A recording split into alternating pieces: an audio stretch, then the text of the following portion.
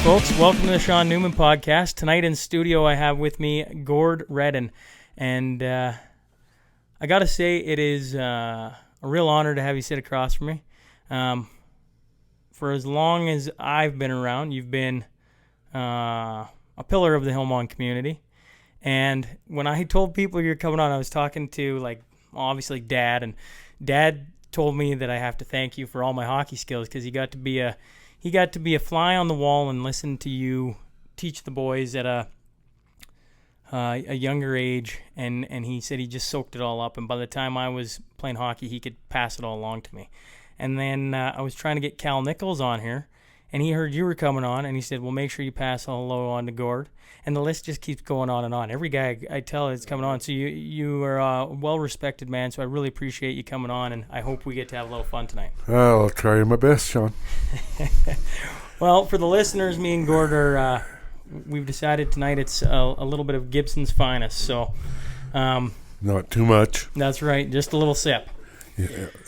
But I thought, you're a Hillmond boy, born and raised, and if I can peel off any memories of you from way back when, because you grew up in a time where my grandfather would have still been a younger man and would have been good friends with your father, and I don't know, I kind of wouldn't mind going back to when you were a kid and your memories and maybe just what life was like back then. Well, it was a lot different than it is today for what we've got in this day and age, but you look back, your grandpa Don Newman and my dad became good friends once community school got gathered, and they took on the chores of coaching my age group, your grandpa and my dad. So, and they were instrumentally big in erecting the old Silver Dome in Hillmond in '63, and I only played the one part of a season there before I went and played junior. So. What was that like when that thing got built? Like a brand new building? Brand new, yeah. It was quite a feat, and the way it was built was through Winter Works program. I think a lot of you probably know, or your dad would know, the people in the community went to work on the building and signed their check over, and that's what paid for over half the building. And I believe I might be mistaken, but the old Silver Dome, when it was first built, was like $16,000 or $18,000. So we had that opportunity to have an indoor rink that was natural ice for many, many years. Well, and just so listeners, if they aren't familiar with Hillmond, that's the rink that I grew up playing in, right? So it lasted a long time. It lasted a long time. I just forget when we turned it over here and built the new Redden 2008, I believe, was the first year. Yeah. That the new rink got going. So from '63, basically February of '63, I believe that they skated in the old rink, started, and then lasted until the new one was built in '08 when they started. So many years. You say that people could go to work for the community and then turn their paycheck back. What would they do? Or do you remember what work it was? A winter's work program. It was all set up through the government of Saskatchewan, I believe. I believe that's the way it was, because there was $8,000 or $10,000 worth of material to pay for once it was built, and I believe that's the way it went. I might not be all right on the whole thing, but fairly sure that a lot of it was winter works, and people went and worked for whatever an hour, and that was turned back into the project. So if you only played there for part of a season, what did you skate on before that rink was built? Well, I didn't start skating until I was 8 years old, and my dad built us a rink at home. And I don't know if you ever seen the pictures of the old Hillmond School. There's an outdoor rink there, and we used to play our minor hockey up there on the hill. And we got to skate recesses, noon hours. Everybody and whoever skated went out there, and that's the way we all got started. And then got into a little more organized hockey, I guess. We never ever played in leagues back in the day, and I guess there was Pee Wee Bantam and all that then, but you only had so many kids, so that's what you went with most of the time. And where was the Hillmond, the original school that you were walking to then, or horse to, or however The original school is where it is now. Really? And the outdoor rink is where the gym is sitting. And so if you fired a puck over the boards, it was way down over the hill to Christensen's store. So yeah, that's well, I believe the school opened in '59. Yeah. And I don't know. I guess the community bought the boards and slapped the rink up and flooded her, and lots of days you shoveled longer than you skated. So that's the way it was back then. But everybody enjoyed it. Yeah. I believe the All-Stars even started on there. I believe there's an early photo that is out there. Yeah, I'm pretty there's sure. one hanging in the rink, and it was in the paper here a few years ago. Yeah. And I tried to name all the guys in that picture, and I think I was fairly close, but that's a long time ago. Now, Dad always talks about, and Shep talked about it too. Shep talked about skiing to school, and Dad talked about taking a horse to school, I believe. Did you have to do anything like that? When we were in the country school, we rode horseback to school 2 miles, a little over 2 miles. Yeah. And that was back in the day when she was cold, and you always had a barn for the horses and when you got to school. So when you got to school, you'd tie up the horses? Tie up the horses, and then you're out there after school, and away you go. And that was I went to Hillmond in grade 4. Started grade 4 in Hillmond. That's when the new school started. Yeah. So. And before that, where were you going then? North Gully. North Gully. North Gully was west of Hillmond, 8-9 miles. In our area, right along the road there where Gary Olin used to live. Yeah. Right across the road. Yeah. That's where I went to school. So when you had first day of school in the new school in grade 4, was it like meeting a whole whack of new friends? I can't recall, but I guess a guy who'd never been out that much. But yeah, you never knew anybody. I guess from picnics and, you always had a track meet back in them years, and all the little country schools would gather in Green Street, I believe. And, you knew of a few people, but you didn't really know your classmates at that time. I think of now, and I just, even by the time I was going to school, we had the bus routes, and bus came and picked you up and took you to school. And I mean, you think of the miles they cover now. Yes. You're taking a big, giant area. Right. And what I hear over and over again are all about the little, tiny community schools that eventually conglomerated. Yep. But before that, you were, within a couple mile radius of a school, and that was pretty much your daily routine. Yeah, exactly. So. And I guess for that area, Hillmond was more central to put a school in. Well, it was the only, other than Green Street, was the only, well, there was a store there, the co-op was there, and a gas station was there. And the railroad was going through. And the railroad was going through, so that's where she be. Oh, fair enough.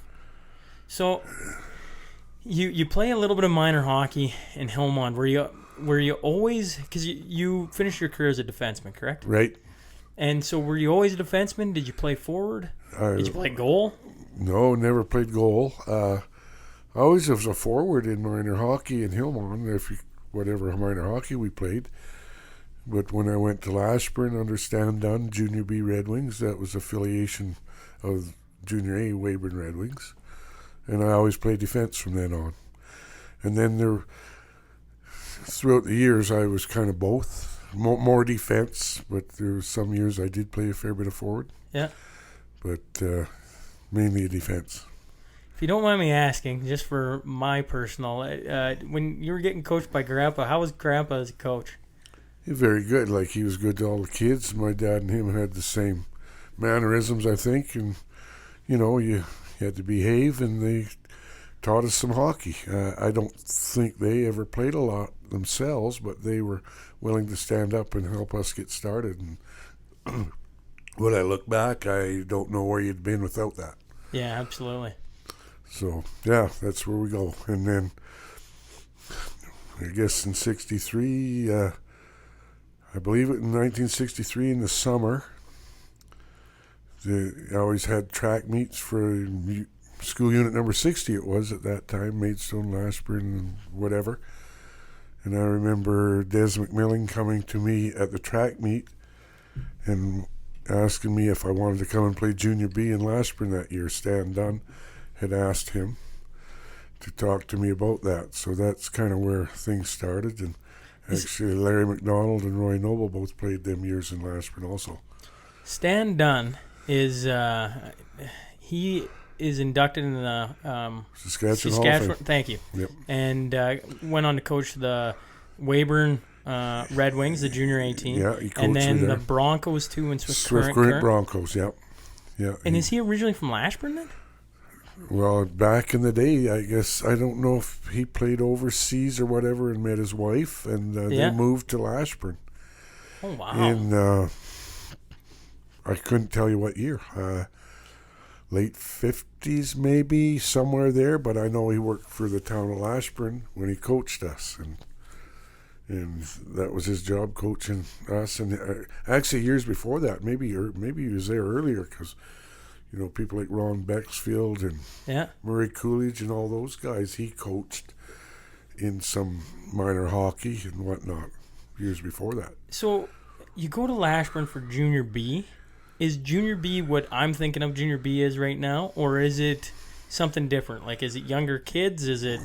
This was young guys, and a lot of us made Junior A. And it was an affiliate of the Weyburn Red Wings, and they had listed us and when we played there, and we played in the Big Four Hockey League at that time against senior men, and the only other Junior B team was North Battleford Beaver Bruins, and the likes of Greg Shepard, Dale Hoganson, and a few other guys I can't think of right now, Roy Atchingham. All those guys played in the Junior Bs and went on to Westavan, which was their affiliate. And then I never ever played with them guys on the same team, but I played against them growing up at 3 levels. In semi-pro, we played in Central Hockey League against each other. I read a thing today, and I'll see if you can make if you remember this or if this is exactly how it went down. But obviously today it was the draft lottery here, and so now when kids are 18, they get drafted in NHL. And so I was doing a little bit of research on the draft and that kind of thing, and it said prior to the development of the draft, NHL teams sponsored junior teams and signed prospects in their teens to the junior teams. Players were signed to one of 3 forms. The A form, which committed a player to a tryout, a B form, which gave the team an option to sign a player in return for a bonus, and the C form, which committed a player's professional rights. The C form could only be signed by the player at age 18 or by the player's parents, often in exchange for some signing bonus. The first drafts, up until the 68 amateur draft, were held to assign players not signed with an NHL organization before the sponsorship of junior teams was discontinued after 68. Do you remember signing something like that? I remember when I was in Weyburn, there was Detroit scout. His name was Danny Summers, a very nice man who passed away quite a number of years ago. Come to me, and I think for $500 I signed, I believe, a C form because they were going to take me to camp the next year. Yeah. So that's what I remember about that. I thought I was really rich back in '64 when I got $500 check from, I guess, Detroit Red Wings. I don't know who it was from, but. Hey, I'll point this out to you. I told Harlan this, and I think I told Brad Kirkshank this when I had him on. Your signing bonus is more than I made in my professional career, so you're doing all right. 500 as a team, that was so a bad. junior. Yeah, that was in junior. Yeah. Yeah. So when you were playing Junior B in Lashburn, Gord, did you live in Lashburn then, or were you driving? We were billeted in Lashburn. Yes. Billeted in Lashburn. Yeah, like the day. This day and age, that would be a short commute. Yeah, absolutely. Back in those days, with the roads the way they were, my parents never made a lot of games because of the weather and the roads. But I billeted at 1 year at Chapels in Lashburn. Yeah. And their son ran the garage, Winston Chapel. Okay. And then the second year, I lived out at Hemsley's. Bruce Hemsley and them were little boys then, and lived with his parents. Just a side note, because I know growing up, I always watched the Spurs play. Is that what, and then the Midwest Red Wings, is that what gave you such tight tight ties to that growing up for your kids? I don't know. I think if we're talking about Midwest Red Well, Wings, we kind of formed that out of Paradise Hill and Hillmond started together. But you end up because playing... we didn't have as many players, and then the idea was, let's put a good competitive team together. And I know there was a lot of flack back in those days putting that together. But we had a few guys that were willing to do it, so we did that, not jeopardizing any other minor hockey league system. And you were allowed 4 or 5 communities to play A hockey. Yeah. And that's what we did. And I think we were the kind of the forerunners that took all the heat to do that, and now everybody does it. Yeah, well, now it's just a standard operation, right? 30 years, everybody's doing the same thing with their spring teams and that now. So who was it? You leading the charge back in I the think day, or was there was 2 guys, Peter Clayton and Wally Lambert. I guess more than that.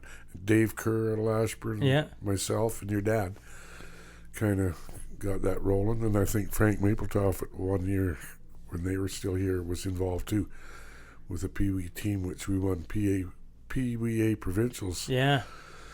Well, you guys had a lot of success over the years. A lot of success. We had a nucleus of 7 or 8 kids that were both the hockey in the winter and the ball in the summer. And the reason we were so good in the ball, we had Dave McLean, who taught in Hillmond. Yeah.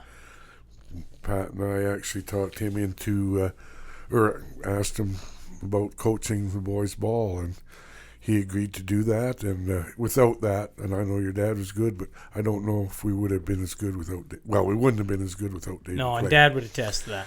And you talk about the hockey teams at that. If you watch a Dave McLean coach all those years, you better sit and watch, because you're going to learn a lot. And I think that was a benefit not to only the players he coached, but the adults and, the management we were around. And you could pick up notes on how to basically handle kids and whatnot. And it was a real thing. I put a lot of my success because of the hockey team in looking how he handled kids, and tried to do the same, I guess. And whether I did or not, I don't know, but you sure had the right guy to watch to do that. Absolutely. Yeah. And Dad speaks very highly of 2 guys that he coached with, one being you in hockey and one being Dave McLean in ball. And I think he made us both better. Yeah. And not that we were real bad, but he's just one of them kind of people that makes every person better that's around him. And without him, the Spurs would have been Spurs, but they could dig their heels in and win many games and whatnot. And I think that turned around, and we had the good hockey team and the good nucleus of players. And with that good nucleus of players, you gather better players to fill in the other holes, and that's what happened over those years. I believe 6 years of that we had. And then come 14, 15 years old, the boys started going their own way to school, to junior hockey, whatever way they went. But they had that leadership given to them by the sports that we played and the places we'd went. As a man who has young kids and is about to go into coaching here at some point, because it's going to come, what advice would you give me as I slowly move into that? What did you learn that was so... I think the biggest thing is let the kids dream. You don't have to push them hard. They're either going to like it or not. And if you teach them the game and the discipline and the other thing that goes with it, anything else that goes with that part of it, they're going to be a success in life. And I think with the ball teams and the hockey teams we had some kids that were good characters and still out there and still my friends. A lot younger, but they're still your friends, so that makes it neat.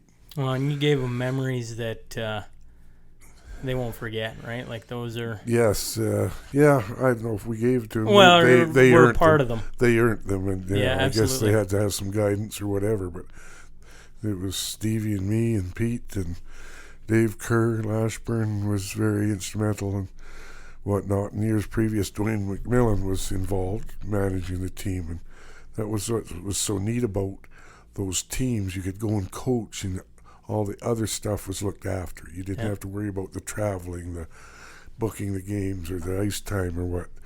You said what we kind of wanted, and then it just blossomed from there because everybody would throw in their hat and get at her. Do you ever have issues with parent? I always hear now about whether it's minor hockey or minor ball or anything to do with teams that parents are so unreasonable now, I guess is the word I would use. Well, I guess the teams we picked, if there's going to be unreasonable suspects out there and individuals, wouldn't matter how much talent we were going to lose. We were better off with the people that were close-knit and did it the way we did, way we wanted. And I always use the term cheer for, not against, both ways. And if you do that, you're going to be more disciplined in life. And I think we kind of proved that over the years, because that wasn't a thing we would put up with the kids on the ice or parents in the stand, because we'd have meetings, and that's the way she's going to be here. So, I guess there's a few him and Han and whatnot, but let's keep it reasonable and be sports about it, because it is a game, and you can have fun at that. But if it goes off the other way, nobody enjoys you being around. And when you're invited to tournaments and that, and are disciplined, clean the room up, and all them aspects fall into life, the way I look at it. That's putting it pretty good. So I stuck us off on a sharp curve here. So you're playing back in Lashburn. Let's go back to your playing days. You're playing in Lashburn. You're billeting there. Your parents aren't making half the games because the roads are that bad, and travel just isn't as nearly accessible as it is today. Right. So you're billeting there. What? You're going to school then at Lashburn High School? Lashburn High School, yep. Grade 9, grade 10, I guess. Maybe I might have been grade 9 when I first started. I'm not sure. 9, 10 for sure, yeah. So that's what I was wondering. So you were 14 or 15 years old playing junior B hockey. Yeah. How old would the guys been playing against you? Were they all gone all the way up to 20? Oh, there was just 2 teams that age in the league. It was a senior league, like. Oh, it was a senior league. We played in the Big 4 hockey league. So guys like, well, I'll name a few that I know. Bill Waters was a big. Well, they were men. There was a senior hockey league. Wow. And Danny LaRue, I remember, Edam and Hermeta Lake, like big men and guys that could play. So we were, I think, probably more undisciplined when we got against North Battleford Junior B. Bruins, boys. Because we're all tough then. That's right. You're not tough at 15 against a 30-year-old man that can play the game. I had Larry Wintoniak on last week, and he was talking about when he played senior for the Thunder Bay Twins. And teams at the beginning would skate out, and they'd skate together. Mm-hmm. Was that the same for you? Oh, yeah. In warm-up? Yeah, in warm-up. Oh, yeah. Always. Never. Did you ever have any shenanigans with that? Never, because that was well policed that way. If there's an issue, you probably get a few games.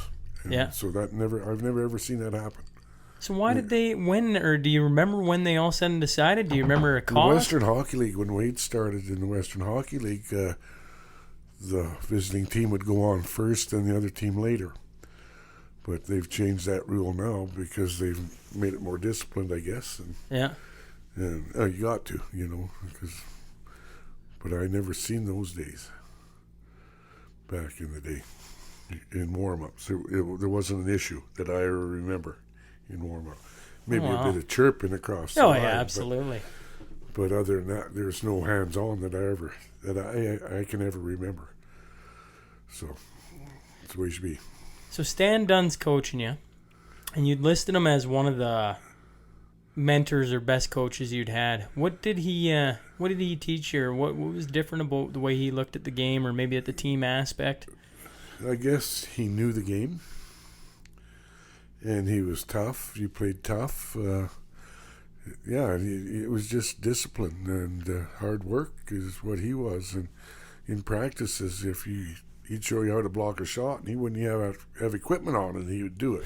So things like that. So he was became a very true friend after my hockey days. I always could talk to Stan Dunn and his wife Sheila for hours, and he was the guy that, after I got out of Hillmond, which wasn't real organized hockey compared when we got to Lashburn, but guy was able to play, and he kind of mentored you through it and taught you the game. Oh, that's... So, yeah. I can't believe Lashburn had Junior B, right? No. Well, there's a good bunch of, I called them older men then, but I guess they were a lot younger than I am now. Yeah. That were the guys that drove you to the games and looked after the rink and did all that sorts of stuff. And what did you guys take to games? Cars. Cars? Yeah. There was nothing else. Yeah. We had to travel to Meadow Lake, Glassland, Turtleford, Battleford. Can't remember where else. Neilburg was in the league then, maybe too. Yeah. Yeah, there was 6-8 teams. And then we had provincials all the time against North Battleford, or Rosetown had a Junior B team back then too. So they were kind of the top 3 teams in the whole province, eh? And how'd you guys do? I don't think we ever won provincials. I think Rosetown would always beat us out. Yeah. We'd have close battles all the time with North Battleford. But then you look back, and there's guys there to this day and you can have a great visit with. I think that's, looking ahead, if we talk later about moving on to semi-pro and whatnot, I've still got guys I talk to at various times, different times of the year, that are still your buddies. And that's 40 years ago. Yeah. So, or more than. Getting on to 50. That's a long time. But once you have a good friend in the game or wherever you are in life, you'll never lose your good friend, because you're always in contact, maybe years apart, but you'll always have your good friends. And that's been proven here a year ago. Right now, we know what our country went through here, and I had at least 3 guys that I played with 35 years ago phone me and almost crying on the phone because we were never scared to get on a bus. And I'd go on there again today if we had to go to a game, and that's how close-knit guys were back then. They thought of the other guys and thought of that, and we never ever thought of things like that happening because it was the safest way to go. But we'll never get over that. No, that's... I think every hockey player that's ever played the game can just relate to it. Right. And, it's devastating. Yeah, absolutely. There's not a good thing you can say about it. No. So... When you go to... so you play in Lashburn Junior B, and then you make your way to Weyburn. You make your way to Weyburn at 16 then? What you figure? Probably 17 by the time I went there. But after the second year, when Lashburn was finished, the second year I got called up for the playoffs in Weyburn. Because you're the affiliate of Weyburn. Yeah. So I got called up and played in Weyburn, and I remember at that time Brandon Wheat Kings were in that league, and I remember playing Game 7 was my first game, maybe Game 6 in Weyburn. But I remember playing in Brandon Game 7 of a series. I don't know, it'd be semifinals or whatever, but I remember playing with my defense partner, was Larry Horning, who was an NHL player. And if you look back, Brad Horning, who was paralyzed years ago. Okay. There's a memorial trophy for him in the Western Hockey League now. But his dad was a good junior, and he became a pro, played Winnipeg Jets and whatnot, since passed. But he was kind of my mentor. And when I played in this Central Hockey League, he was playing in Kansas City, and always, when you played against him, he always hunted you up after the game, and how are you doing, and this is what you should do, and so that's the way the hockey community worked, and it was enjoyable to meet guys like that. Absolutely. So Nope, sorry. But after that spring, and then I came home and then went back to Weyburn. So I think I was there for 3 years when I was 17, 18, and 19. In Weyburn? Yeah. What did your parents say when you went to Weyburn? Oh, I guess Stan Dunn was instrumental in that. And I think the biggest problem my mom and dad had is when I was 17 in 67, I guess, I broke my wrist real bad. And they didn't want to let me go back the next year, but Stan had to coax him into it. And it, not that I'd ever made it to the top, but like I've got no movement in my wrists from back in the day, 67, 68, or whenever that happened. So what broke your wrist? Well, just ran into a guy and caught it the wrong way. I couldn't tell you who. Yeah. And that was it. And I'm not. There wasn't the techniques, or I shouldn't say malpractice or anything, but there wasn't the techniques to do the x-rays and put that all back together again like they can do that today. So I basically had surgery, and they removed a couple bones and one surgery, and then it was still paining, so they did another surgery and kind of fused it. So yeah. I've never been able to bend it, and being a right-hand shot, I could never snap the puck as good as a lot of guys. So it kind of hurt me in a way. Probably didn't take me away from playing any better hockey, because maybe I wasn't good enough to be there anyway. But that's kind of the way I look at it. So it's the way it is, and I've lived with it for 50 plus years, so not changing now. Dad always says when you got back from playing pro that you lined up against Freddie Pepper and said, "I'm going to put it right there." And you shot. Yeah. And then you shot. And then you shot. And he did it 5 times. And I wasn't a sniper, but yeah, I remember that. And he couldn't figure out why, but it was there. And I happened to be able to do it that time. Can't do that anymore. Yeah. So, yeah, that was pretty neat. But we did have some, when I did come back, with the All-Stars there, we had 3 good years of fun. Oh, we're going to get to that. Yeah, I gotta for my sake, being a Hillmonder and still playing senior for the Hillmond, I gotta get to that at some point. But I mean, in Weyburn specifically, so you're there for 3 years. Mm-hmm. You graduate from Weyburn High School then? No, I graduated from Hillmond. Come back.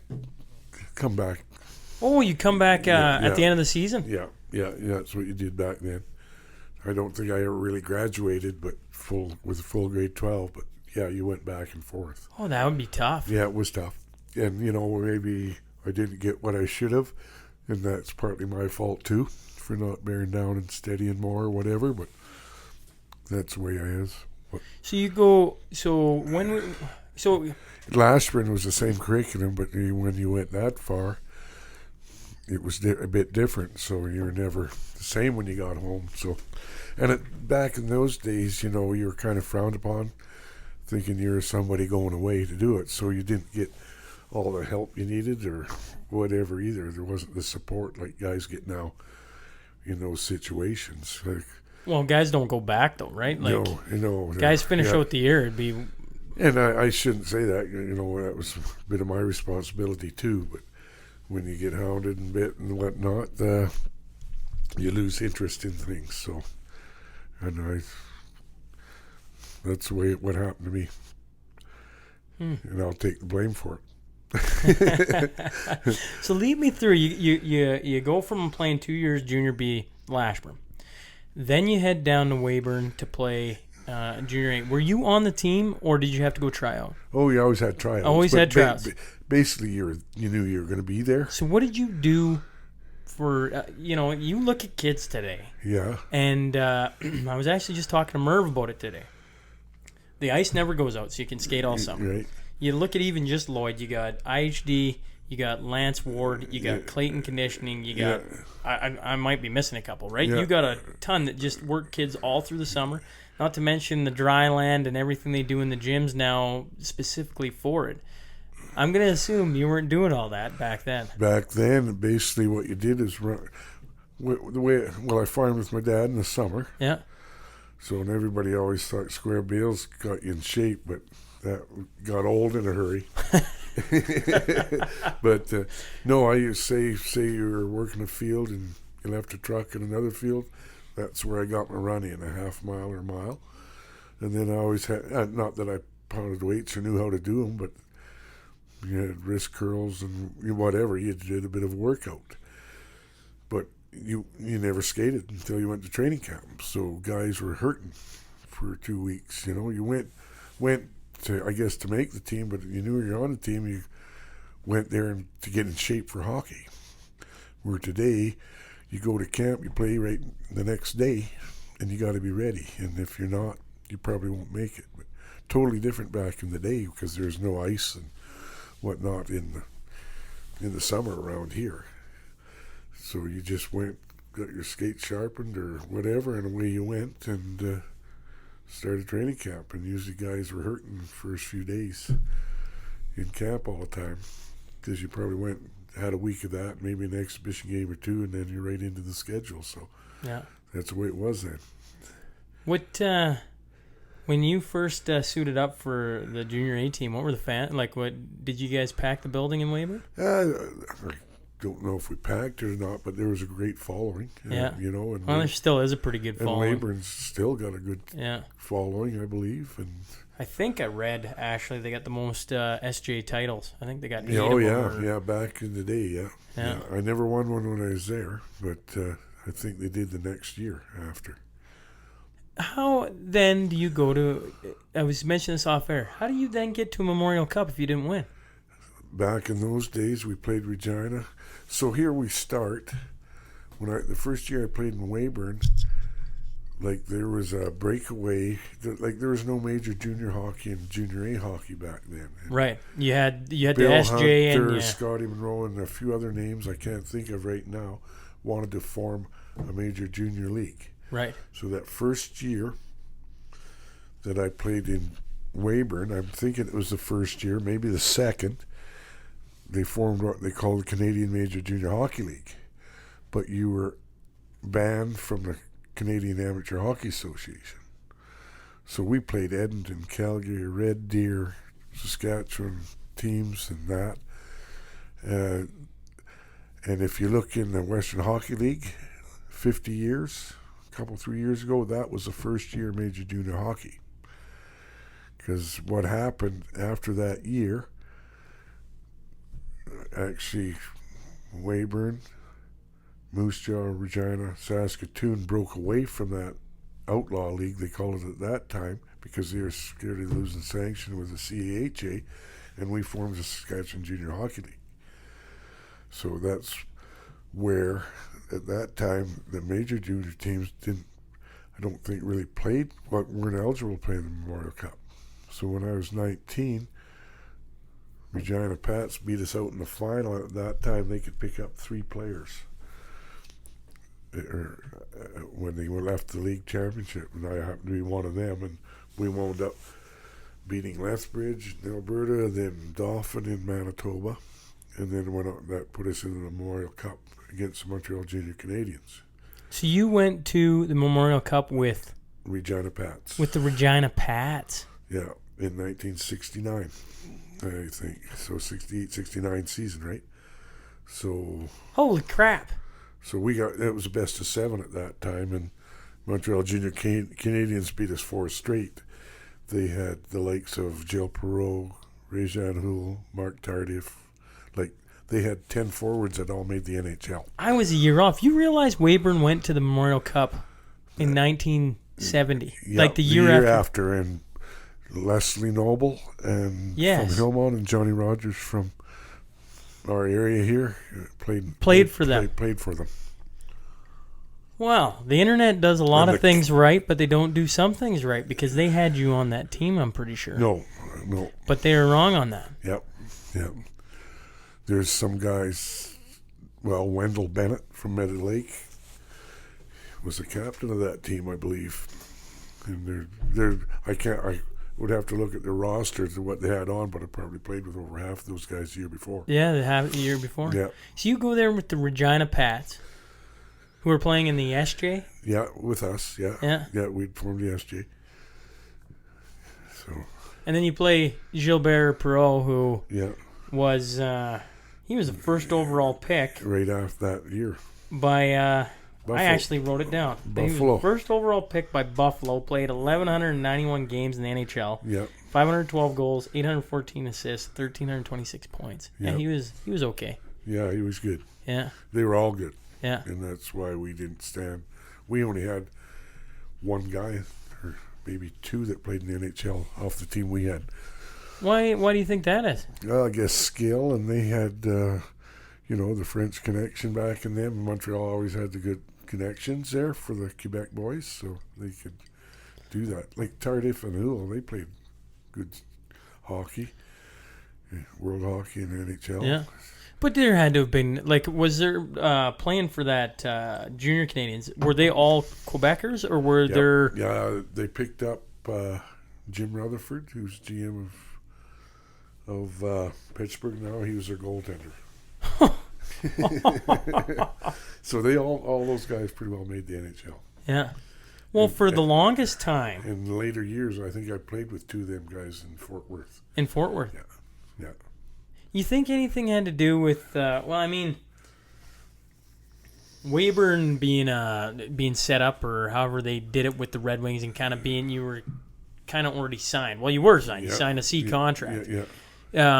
I was reading up on the NHL draft, and for the longest time, it was always held over in Montreal, right? For about 15 to 18 years, it was right in that ballpark. It was always held over there. You think that had anything to do with none of the guys? Because I gotta assume if you guys are that good of a team, some of them should have been able to play. The first NHL draft, Barry Gibbs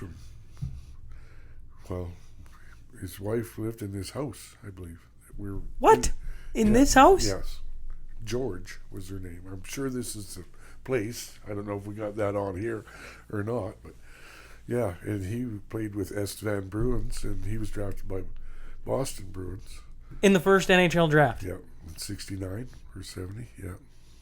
Are you kidding me? Yeah, if you look that up, I don't think I'm too far wrong there. Well, I'm going to have to find that out. Mm-hmm. And then Garnet Bailey.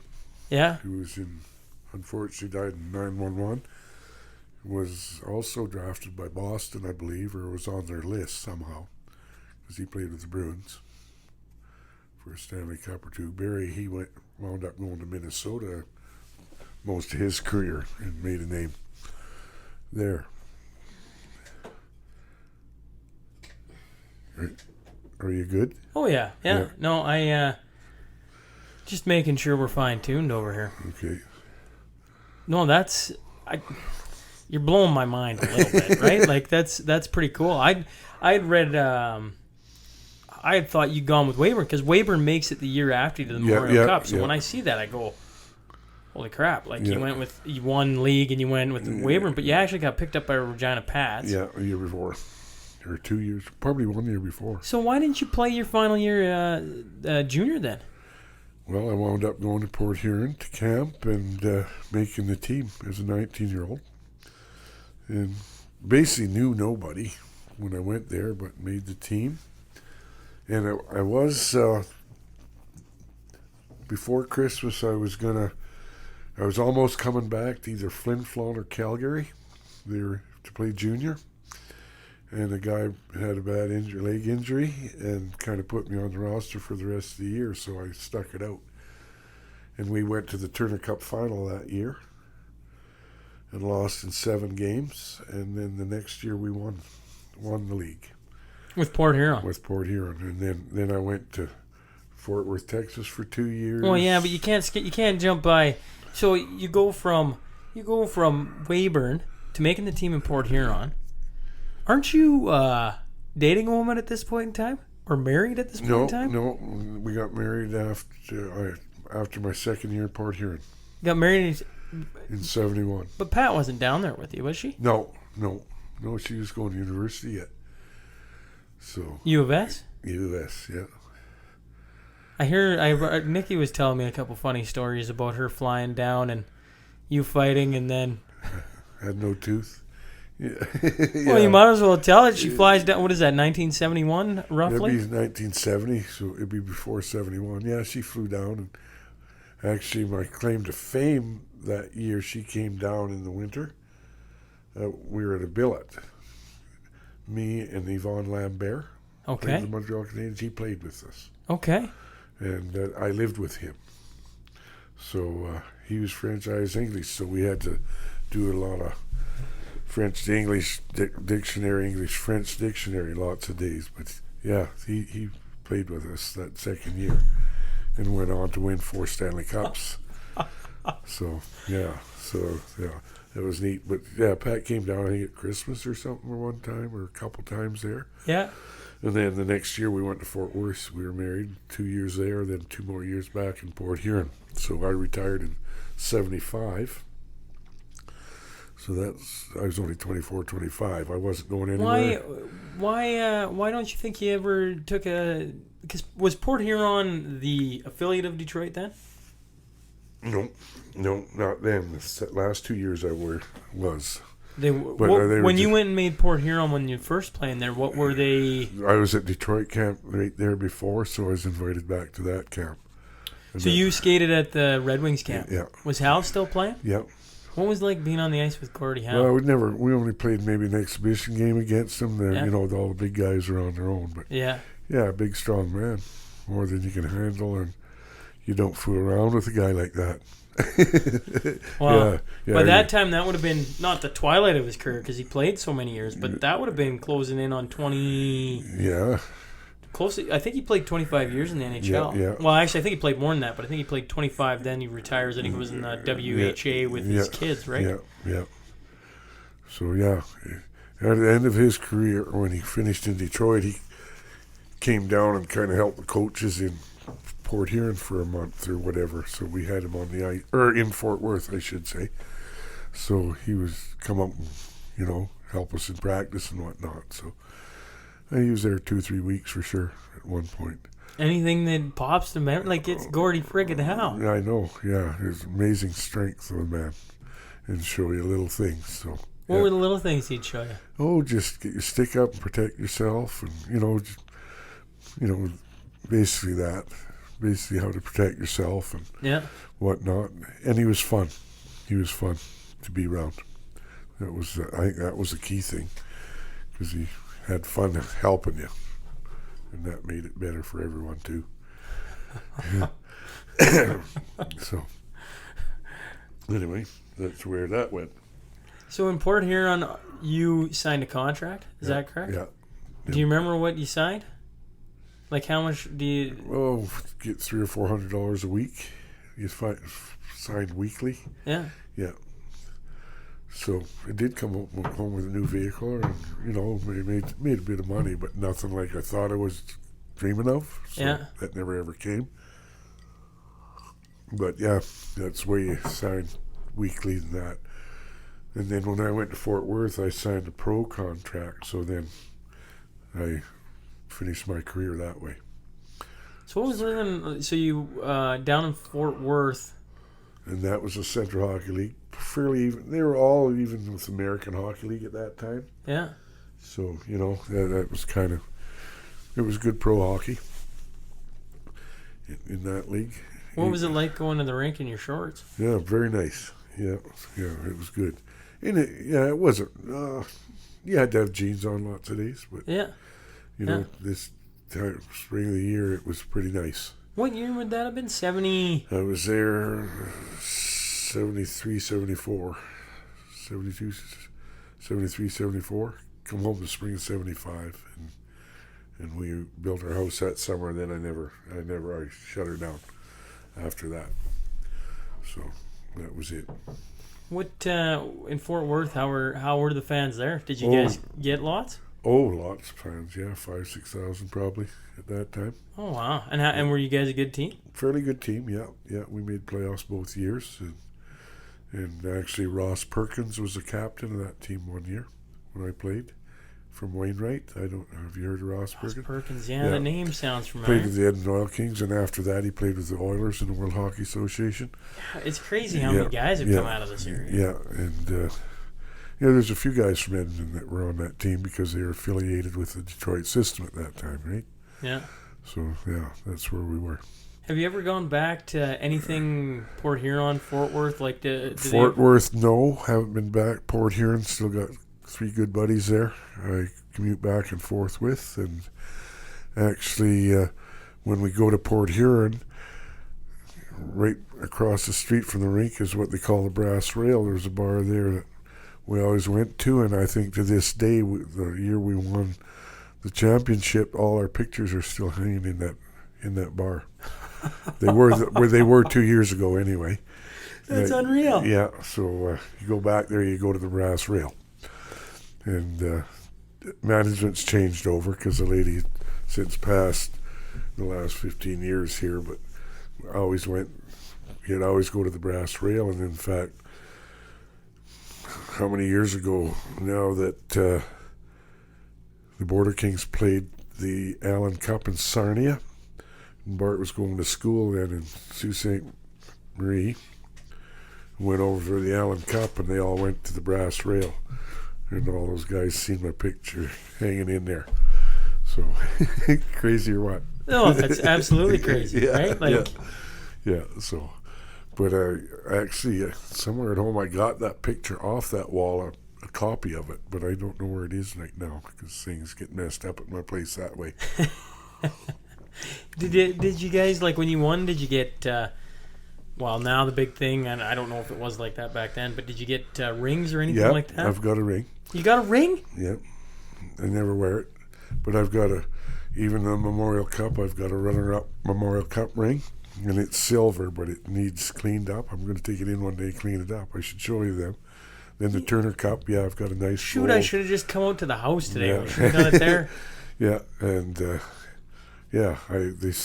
they write in my drawer in my thing there, but I never wear rings. Yeah, anymore. no, that's fair enough. But yeah, I've got a Turner Cup ring and a runner-up Memorial Cup ring.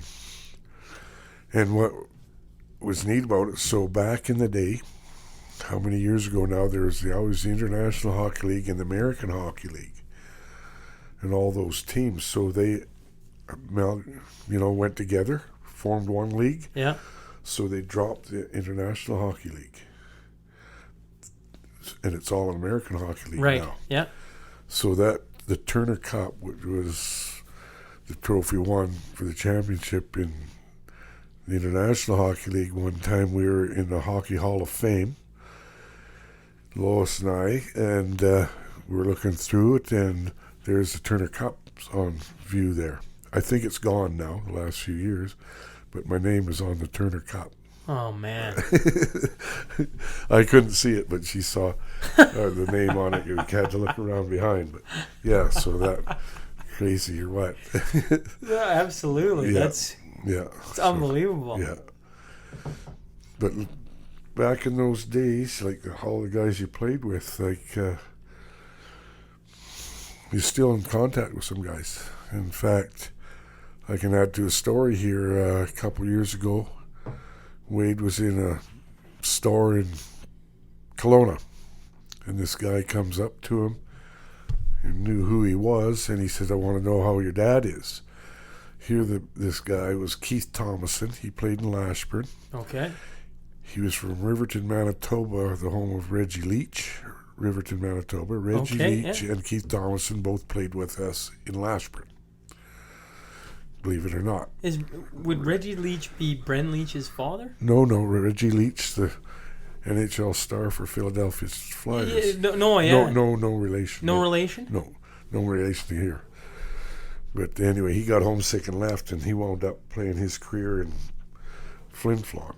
But anyway, Keith Thomason, I hadn't seen for ages. Wade got his phone number. I phoned him and went out that summer, 2 summers ago, and I seen him, and I hadn't seen him for 48 years. And he's still your buddy. So that's what hockey's done to me. And there's a few more guys out there like that, too, that you get in contact with if they come through or you go through. And I still keep in touch with 2 or 3 good guys in Port Huron and Sarnia that I know. And then you usually run into a couple, 3 more guys that are around there. So I may not have made it all the way through, but I don't regret where I was because that friendship's countrywide here when they come to town or whatever. I've had a few of them stop in over the years, and it's great. It's one of the cool things about, I always speak about hockey because I grew up playing hockey, you grew up playing hockey, a lot of my guests grew up playing hockey, is the team, especially on with guys you connect with, it's that connection never disappears, right? Wherever Never. you go. You never lose a good friend. And like you say, you won't see them for a long time, but you connect when you get back together. And, One of the, I call it surreal. When I started this podcast, now once a week I get to sit across from somebody like yourself that has these like stories that blow my mind, because hockey took me one way, and a different sport's taken somebody a different way, and hockey for you did something completely different, and to hear the people and places and things you've done with your career and your life is just like it's a little bit hard to believe at times when you're talking, right? Because the world has just changed so much, right? Like, totally from the time I played, and to still have contact with guys is unreal, and it'll never change till the day you die. That's right. Yeah, well, and the cool thing about starting this podcast is now a bunch of my buddies, as far away as Finland, where I played, to a buddy I went to college with down in Texas, and over by Ottawa and Connecticut, and all these start texting you. Listen to your podcast, right? It sounds pretty good, right? You should do this guy. You should do this guy, or whatever. And it's almost reconnecting me with a whole bunch of people that, like you say, you just kind of lose touch with, and they got kids and family, or vice versa. And I know, crazy. Yeah, crazy. It's pretty neat, actually. It's very neat. Yeah. So you go from Port Huron, Fort Worth, back to Port Huron for two and two. Two. Yeah. And then you build a house out on the farm, and you're done. Yep.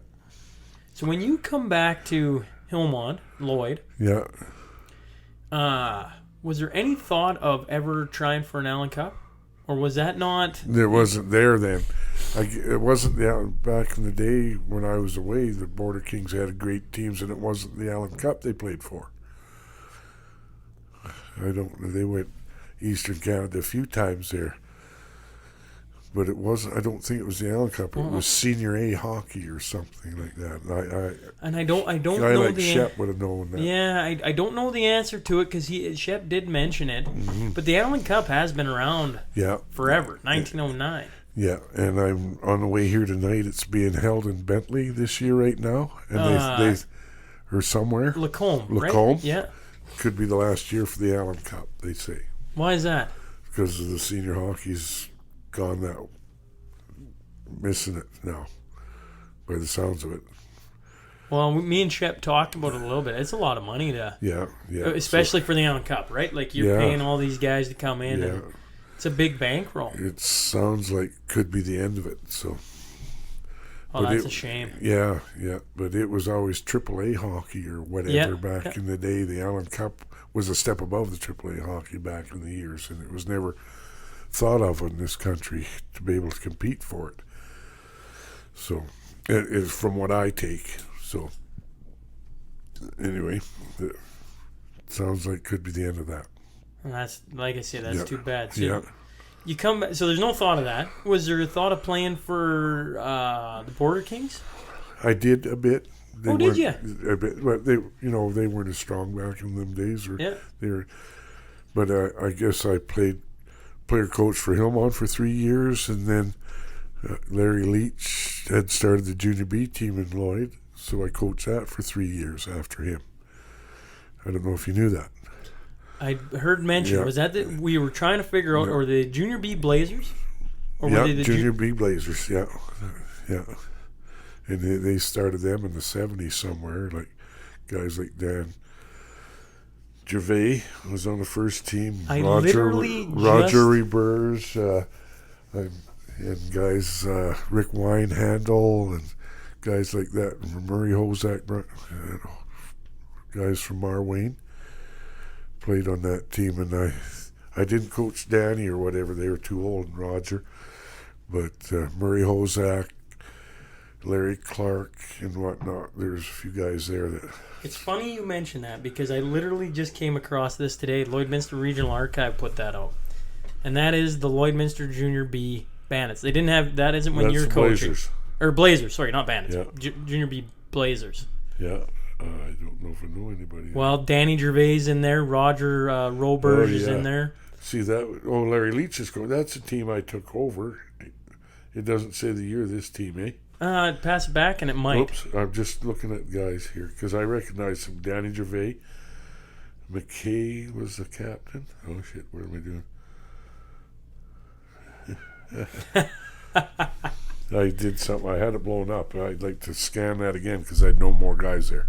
The 1974 Lloydminster. Okay, I bet you that's Junior B Blazers. I bet you that's pretty well their first team, maybe their second. No, I'm messing it up.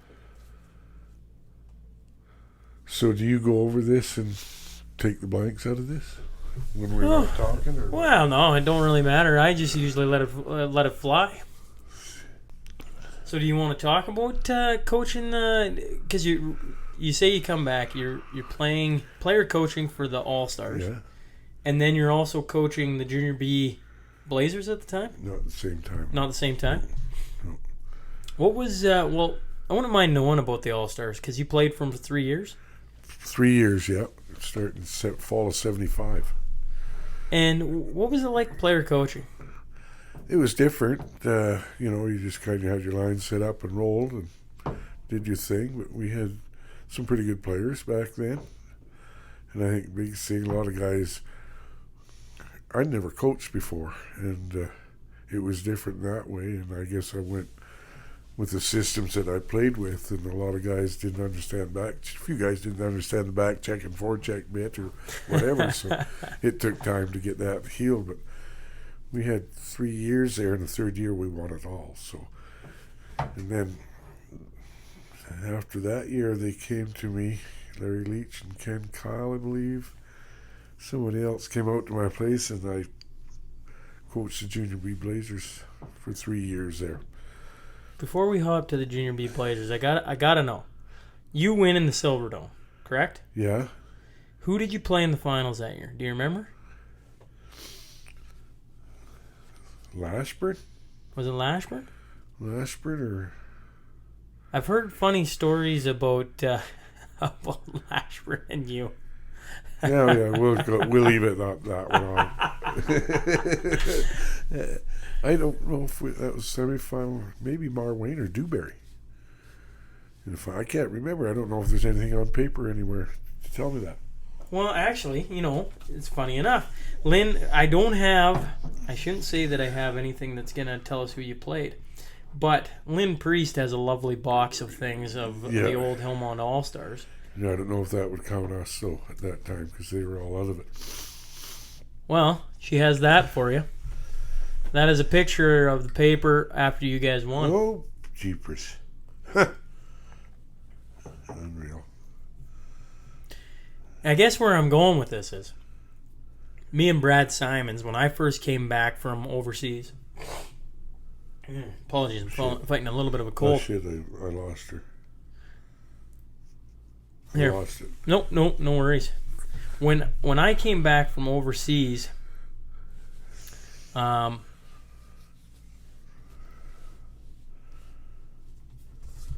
and Brad Simons had many a chat about you.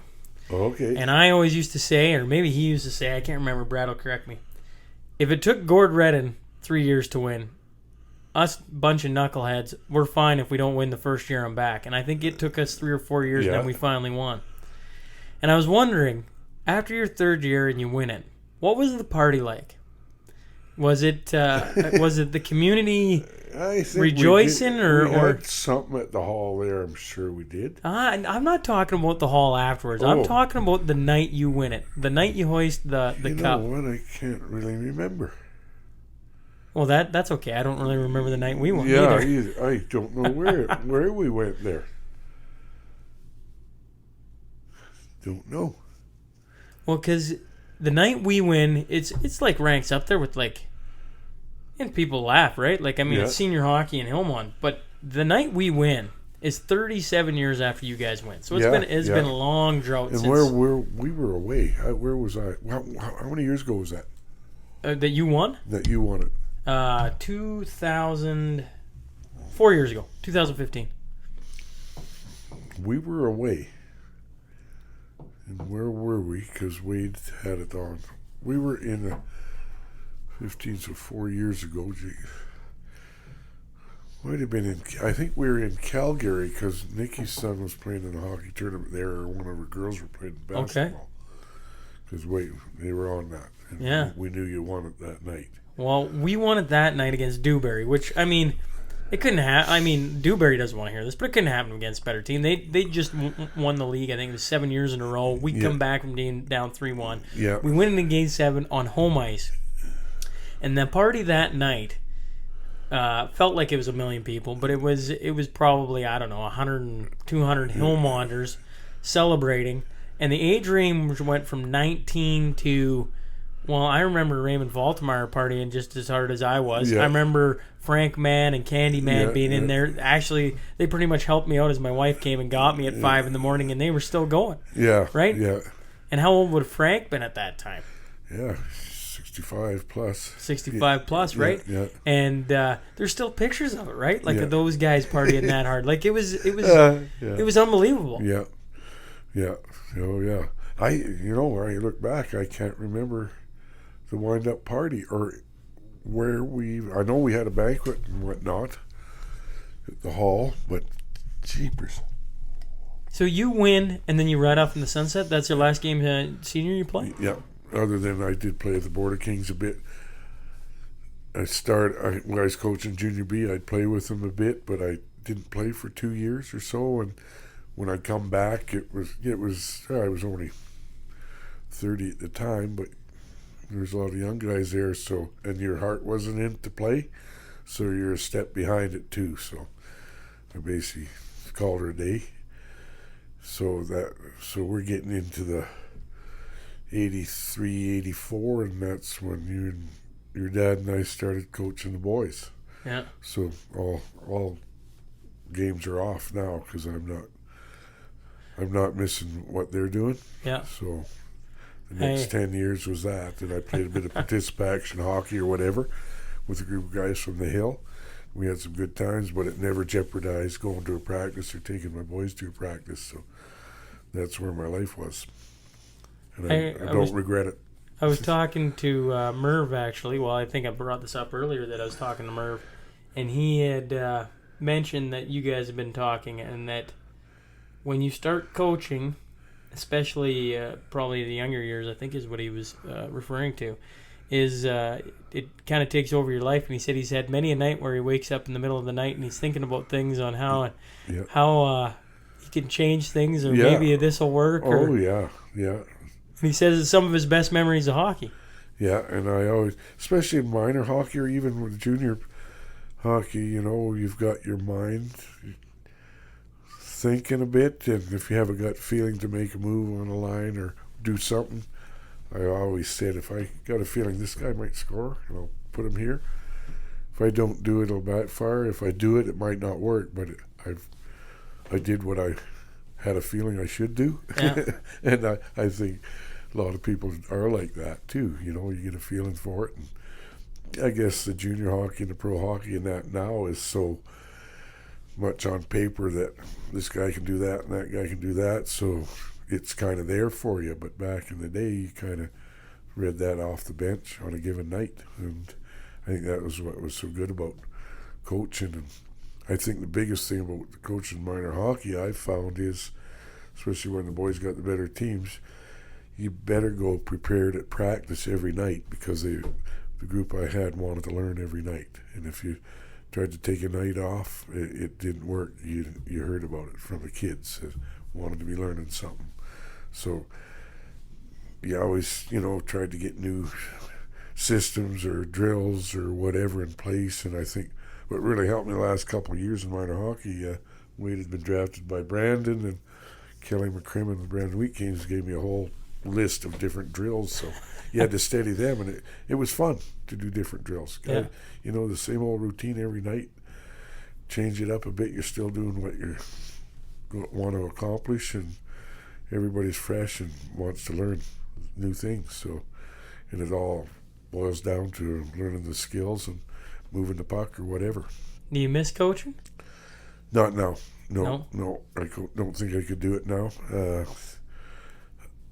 I don't want to make a commitment in that way anymore. I want to have my time and go watch my kids or go on a holiday or whatever. And I would help out here and there, but I'd have to go for a course now to do that. And, not that that's a big deal, but no, I can enjoy just watching now and giving my advice. And with Martin Sheldon, the head coach in there, you always this guy's doing this or whatever. So still being in the rink, though. Yeah, and a little input on things, because when you're coaching and if you haven't got guys helping you, you miss little things.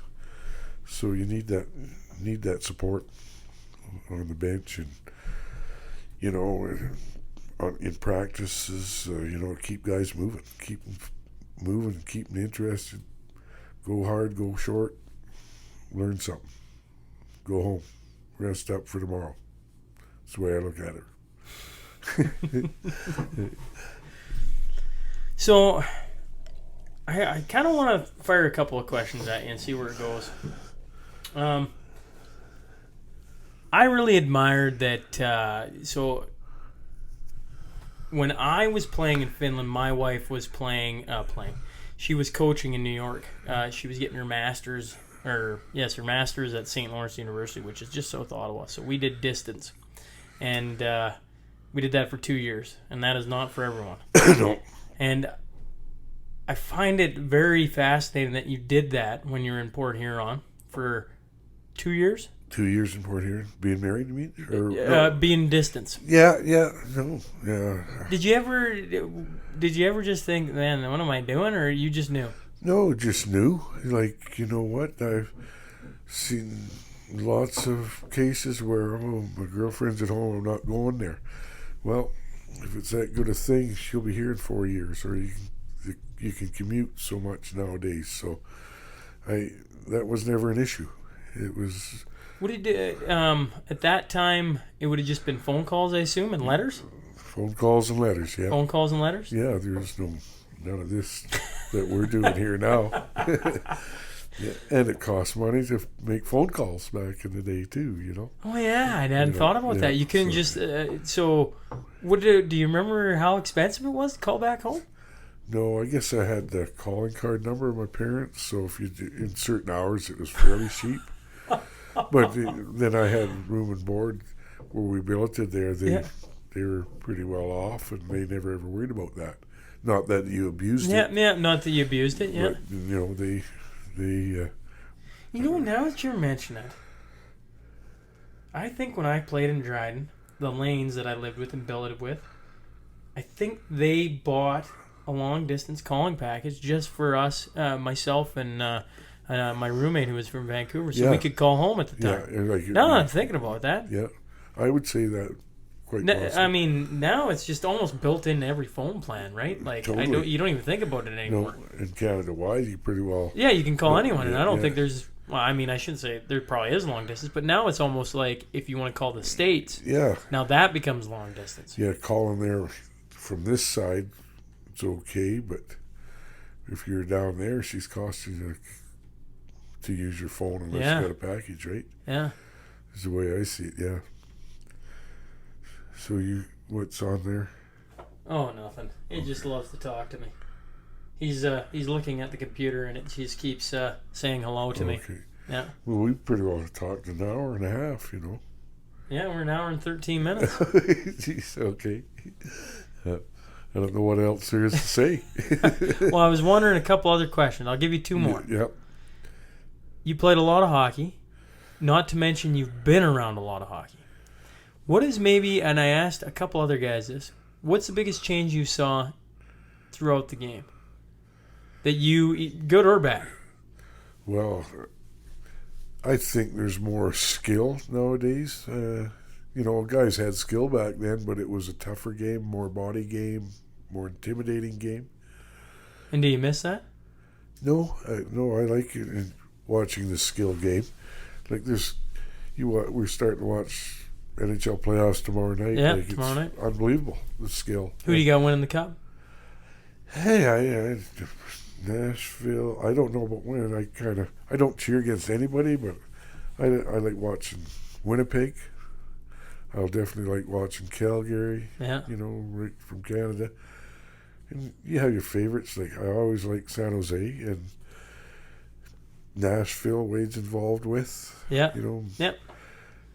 Boston you follow, St. Louis you follow. Like Wade played with a lot of those teams, so you still know the odd guy there. So even like San Jose, Thornton and a couple guys there Wade played in the World with, so you follow those guys. And I never cheer against anybody. Yeah. But, I'm hoping for these guys tonight, but I'm not going to lose any sleep if they lose, sort of thing. But the skill is unreal this day and age. And there was a lot of it then, but there was a lot more clutching and grabbing, and that didn't come out as good back in the day where now that's called. So you got to have some skill to play today. This is the way I look at it. Well, I guess I always had to have skill to play at that level, but like the little guy and, taking the hook and interference away opens the game up a lot more. Absolutely, yeah. Yeah. Okay, two more. Okay. I got two more for Okay. you. One, you turn, what I was saying to you off air is you turn 70 next week. Yes. So you've lived twice the lifetime that I have. So you come with a lot of wisdom, sir. Yes. So. Maybe. Maybe? Yeah. Depends what's coming. Well, I was wondering, what is the coolest thing that you've seen in your lifetime? Whether it's like... Oh, boy. Well, I don't know. Or the coolest change. I just think of like, you go from color TV to telephone or computers to internet to now everybody's got a computer in their hand. Yeah, or maybe it's, like 60, what is it, 69? When this is terrible of me. When they land on the moon. Yeah. Right? Like, what was that like? Or what did that even cross the radar? What's the thing you look back on and go like, holy man, I remember that day? I can remember the day JFK was assassinated because we watched it at school. Yeah. So that was 63, I believe. Yeah. Within a year there. But what was the question you asked? What's the most fascinating thing? Well, no, just the most memorable. JFK getting assassinated. Heck, that's that, and I guess 911 was horrific for everybody. Yeah. And then last year the bus crash. Things you'll never forget.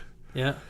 But I guess in my lifetime, watching my boys play, and my daughter played great fastball. And watching my kids do their sports. Yeah. And I guess Wade making the NHL and basically playing 15, 17 years, I seen a pile of live NHL hockey games because of him. And I never dreamt that.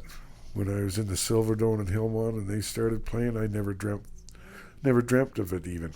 Yeah. Happening, or let alone hoping it would happen. That isn't why I went to the rink with them kids every day.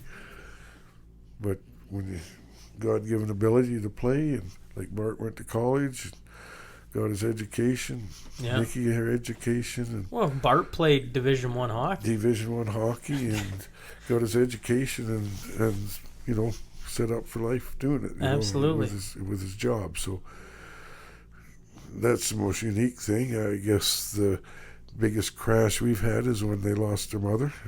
When Pat passed away, it crushed everybody, and that'll never be forgotten. And she's basically with my family every day to this day. Yeah. And unfortunately, Nikki's kids were the only grandchildren she ever seen, and Bart and Wade's little family she's just talked about. So anything's crushing, and there's a lot of things we just mentioned are, but when you're sitting and watching that, I think that hurts a lot. But I think the strengths of the guys have been around, and Nikki's been around in their life, have supported that, and we'll support each other the rest of our lives.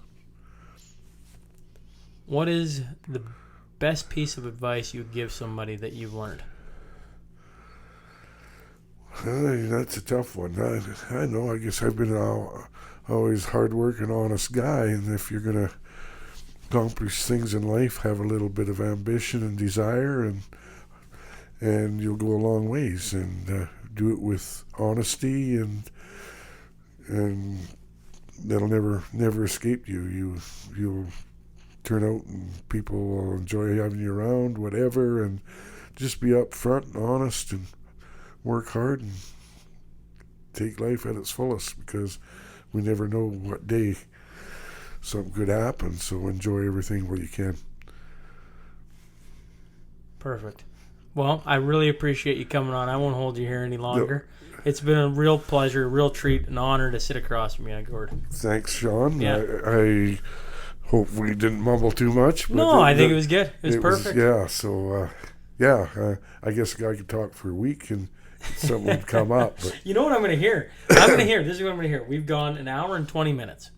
And what I'm going to hear from the people who listen to it tomorrow is, why didn't you get Gord on for 2 hours? Oh. I guarantee it. I guarantee it. There's going to be 5 people that say I was a perfect length, and 97 people who say you should have Gord on for 2.5. You sent something on my phone there that I could listen to. Absolutely. Yeah. I'll make sure it gets out. So thanks again, Gord. Appreciate you coming in here. Yeah, enjoy that, and just the history of our area and knowing people and who you've talked to and whatnot. It's always good to reminisce. Absolutely. Well, thanks again. Thank you, Shaun. Well, guys, I hope you enjoyed that. That was a lot of fun. Next week's guest, Wednesday, April 17th, is Colin Sankow. He was my captain my first year of junior out in Dryden. He currently lives in Calgary, Alberta, where he has been an active firefighter with the Calgary Fire Department since 2008. He played his junior A with the Dryden Ice Dogs, and later in his career would compete in the World Police and Fire Games. These fire games, police fire games, happen every 2 years anywhere around the world. And he's taken home a bronze, silver, and in 2015, he finally took home the gold over the pesky Russians. And so we're going to talk a lot about all that and more next week, so please join me, all right? See you guys then.